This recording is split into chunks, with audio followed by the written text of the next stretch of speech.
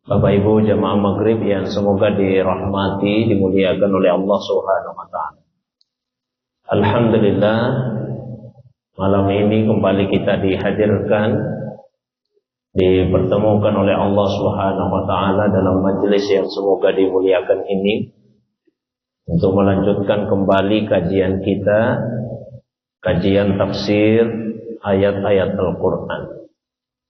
Pertemuan yang terakhir kita telah sampai pada ayat yang ke-23 dari surah Thaha, urutan surah yang ke-20 yang menceritakan tentang kisah ketika pertama kali Nabi Musa alaihissalam mendapatkan wahyu dari Allah Subhanahu wa ta'ala dalam perjalanan pulang kembali dari negeri Madian ke Mesir.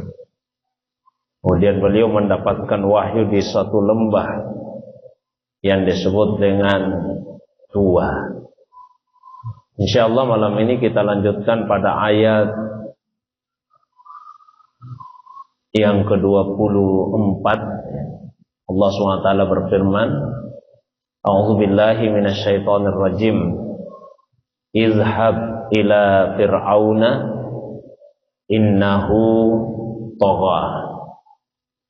Qala rabbishrah li sadri wa yassir li amri wahlul 'uqdatam min lisani yafqahu qawli waj'al li waziran min ahli Haruna akhi ushdud bihi azri wa asrikhu fi amri kai nusabbihaka katsira wa nadhkuraka katsira innaka kunta bina basira. Izhab ila fir'auna innahu tagha. Pergilah engkau wahai Musa menemui Fir'aun. Innahu tagha. Sesungguhnya dia telah melampaui batas. Qala, Nabi Musa kemudian berdoa, Rabbishrah li sadri. Tuhan, lapangkanlah untukku secara khusus dadaku. Wa yassir li amri. Dan mudahkanlah untukku secara khusus urusanku. Wahlul 'uqdatam min lisani yafqahu qawli. Dan lepaskanlah ikatan atau kekakuan pada lidahku supaya mereka bisa memahami dengan baik perkataanku. Waj'al li waziran min ahli. Dan jadikanlah untukku seorang pembantu dari keluargaku, Haruna akhi, yaitu Harun saudaraku. Ushdud bihi azri. Teguhkanlah kekuatanku. Wa asrikhu fi amri. Dan jadikanlah dia teman dalam urusanku. Kai nusabbihaka katsira wa nadhkuraka katsira. Supaya kami bisa bertasbih mensucikanmu ya Allah dengan sebanyak-banyaknya. Wa nadhkuraka katsira. Dan kami bisa menyebutmu ya Allah dengan sebanyak-banyaknya. Innaka kunta bina basira. Sesungguhnya engkau maha menatap, maha melihat keadaan kami. Jadi setelah Nabi Musa alaihissalam mendapatkan wahyu dari Allah SWT, maka kemudian Allah SWT memerintahkan kepada beliau untuk berdakwah. Izhab ila fir'aun. Pergilah menemui Fir'aun. Innahu tagha, karena dia telah melampaui batas. Fir'aun adalah gelar. Jadi bukan nama orang, tapi dia adalah gelar. Gelar bagi raja atau penguasa di Mesir pada masa itu. Nah, Fir'aun yang hidup di masa Nabi Musa alaihissalam ini adalah seorang raja yang kejam, yang bahkan mengakui dirinya sebagai Tuhan. Sehingga dalam ayat ini disebut innahu tagha, dia telah melampaui batas. Akan disebutkan di dalam ayat yang lain, fahasyara fanada faqala ana rabbukumul a'la. Suatu hari dia kumpulkan seluruh rakyatnya. Lalu setelah itu ia memproklamirkan dirinya di hadapan rakyatnya itu sambil berkata, ana rabbukumul a'la. Saya adalah Tuhan kalian yang tertinggi. Mendapatkan tugas yang seperti itu, maka Nabi Musa kemudian berdoa kepada Allah SWT. Beliau meminta, Rabbishrah li sadri. Tuhan, lapangkanlah secara khusus untukku sadri, dadaku. Disebut dada, tapi yang dimaksud adalah hati. Ya, jadi lapangkanlah untukku hatiku. Kata israh diterjemahkan lapangkan, berasal dari kata syaraha. Arti awalnya adalah memperluas atau melapangkan. Bisa digunakan untuk hal-hal yang bersifat fisik atau material. Bisa juga digunakan untuk hal-hal yang bersifat non-fisik atau non-material. Ya. Sehingga misalnya kalau ada jalanan diperluas, diperlebar, ya, dilapangkan, itu bisa digunakan kata syaraha. Hati yang tadinya sempit, kemudian dilapangkan dengan ilmu, dengan sifat pemaaf dan sebagainya, itu juga digunakan kata syaraha. Nah, kelapangan yang dimaksud di sini adalah kelapangan yang bersifat non material, non fisik. Israh li sadri, lapangkan untukku dadaku.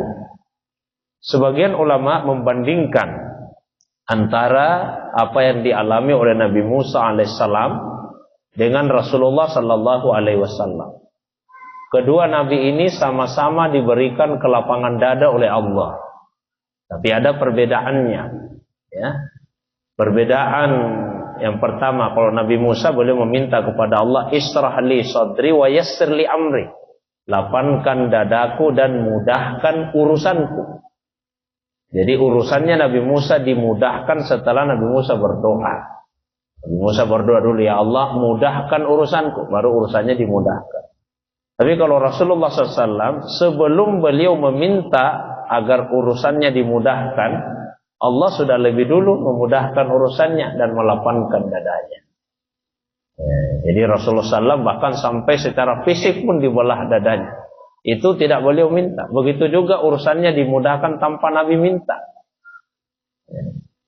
Tanpa Rasulullah SAW meminta kepada Allah SWT, Allah sendiri yang langsung memudahkan urusan Nabi SAW. Di Al-Quran disebutkan, Alam nasrah laka sadrak. Ya, bukankah kami telah melapangkan dadamu? Ini sebelum Nabi minta kepada Allah Subhanahu wa Ta'ala. Begitu juga urusan Nabi sallallahu alaihi wasallam diberi kemudahan oleh Allah SWT sebelum beliau meminta kepada Allah Subhanahu wa Ta'ala. Nah, kemudian perbedaan yang kedua, kalau Nabi Musa yang dimudahkan itu urusannya. Tapi kalau Nabi yang dimudahkan bukan hanya urusannya, tapi Nabi sendiri yang dimudahkan. Wa nuyassiruka lil yusra. Kami memudahkanmu kepada urusan yang mudah. Jadi dua kemudahan yang Allah berikan pada Rasulullah SAW. Nabi sendiri yang dimudahkan, urusannya pun dimudahkan. Kalau Nabi Musa alaihissalam urusannya yang dimudahkan. Karena satu urusan itu bisa saja sudah dimudahkan, tapi kalau orangnya tidak diberi kemudahan, tetap saja urusan yang mudah itu susah untuk dikerjakan. Biasa ada Pak, pekerjaan kelihatannya ringan, kelihatannya mudah, sepele, tapi tidak bisa selesai. Kenapa seperti itu? Karena orangnya yang tidak diberi kemudahan, meskipun pekerjaannya sudah mudah. Tapi bagaimanapun beratnya pekerjaan, kalau orangnya yang sudah dikasih kemudahan oleh Allah, pekerjaan yang berat itu akan mudah dikerjakan. Jadi yang lebih penting itu adalah orang yang mau melakukan dulu untuk diberi kemudahan. Nah ini Rasulullah SAW diberi kemudahan oleh Allah. Dan urusannya pun juga dimudahkan. Wa nuyassiruka lil yusra. Kami memudahkanmu kepada urusan yang mudah. Kalau Nabi Musa alaihissalam, beliau minta dulu kepada Allah, mudahkan Urusanku baru dimudahkan. Itu pun yang disebut urusannya yang dimudahkan.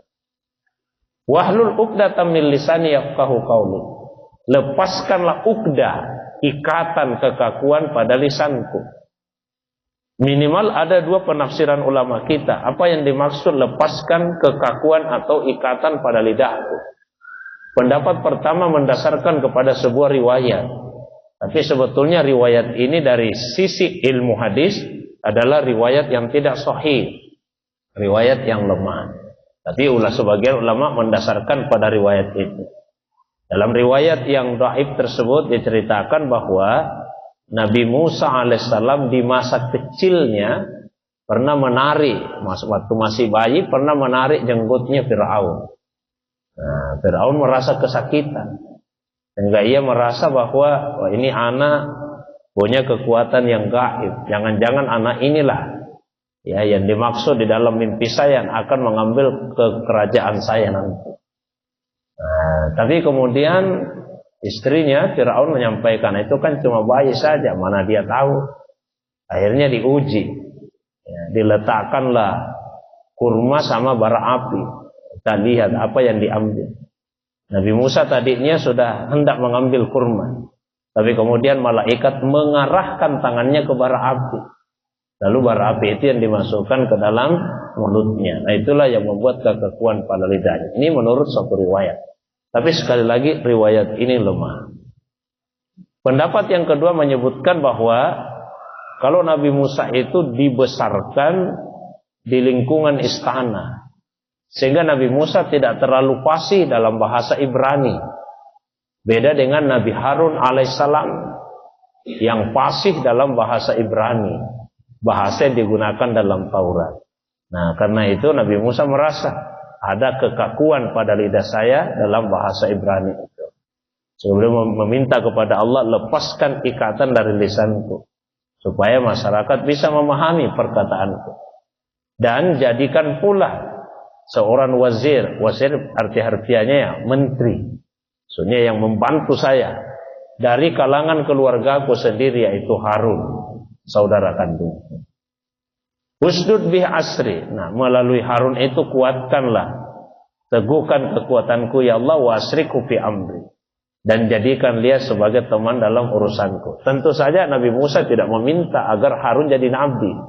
Karena kenabian itu bukan sesuatu yang bisa diminta dan diusahakan. Kenabian itu murni adalah pemberian dari Allah Subhanahu wa ta'ala. Nah bisa diminta-minta Allah jadikan saya nabi. Bagaimanapun banyaknya ibadah yang dilakukan oleh seseorang, maka kenabian itu tidak bisa diupayakan.